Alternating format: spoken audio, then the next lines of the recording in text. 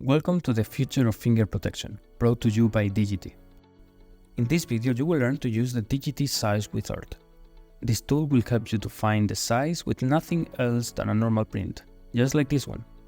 But let's start from the beginning. Use your smartphone to go to 3digity.com/size-wizard. You can also access it through our website at the products page. Now scroll down to find instructions.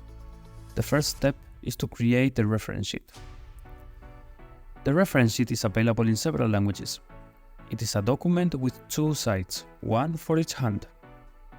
You can print just the side that you need or both. Also, color printing is not needed. I have already mine, so let's see it. The most important step is to make sure that the size of the elements in the print is right.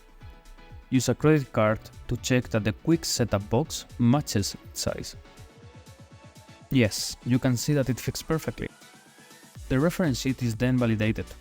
Put the card away and never include it in the picture. Now I can place my hand on the sheet. See how I will try to replicate the hand contour that is in it, which serves as a reference. It is very important not to cover the QR code area. The lighting should be uniform and there should be no shadows. I think this is good, and if not, I can just try again later. Let's go back to the Size Wizard.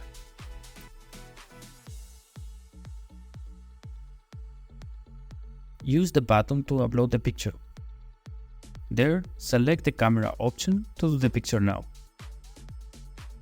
This looks good. The complete hand is visible and the reference sheet too. I will use now a code to run the analysis. Demo should work. Finally, let's confirm that I did the steps of using and validating the reference sheet.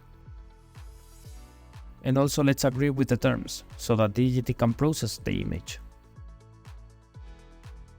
The image is now being analyzed.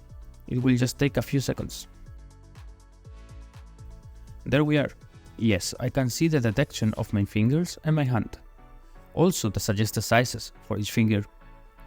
So that's it. See you next time.